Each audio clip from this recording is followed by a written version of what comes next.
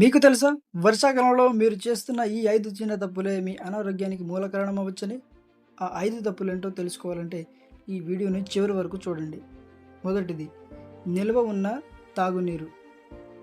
వర్షాకాలంలో నీరు సులభంగా కలుషితం కావచ్చు. కాబట్టి మరిగించిన నీళ్లు లేదా శుభ్రమైన నీళ్లు మాత్రమే తాగండి. రెండవది, తడి బట్టలతో ఎక్కువసేపు ఉండడం. తడి బట్టలు ఎక్కువసేపు ధరిస్తే చర్మ సమస్యలు, ఫంగల్ ఇన్ఫెక్షన్స్ వచ్చే అవకాశం చాలా ఎక్కువ. కాబట్టి వెంటనే పొడి బట్టలు మార్చుకోవడం మంచిది. మూడవది, రోడ్డు పక్కనే తెరిచి ఉన్న ఆహారాలు. వర్షాకాలంలో ఆహారం త్వరగా కలుషితం కావచ్చు.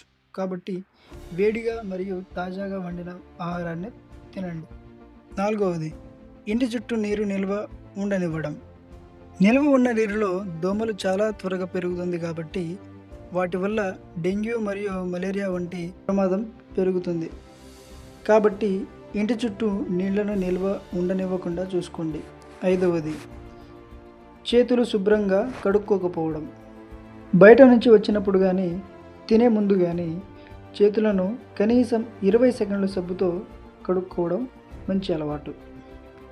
ఈ వీడియో ఉపయోగకరంగా అనిపిస్తే మీ ఫ్రెండ్స్కి, మీ ఫ్యామిలీ మెంబర్స్కి షేర్ చేయడం మర్చిపోవద్దు. అలాగే మన పేజీని ఫాలో అవ్వడం మర్చిపోకండి.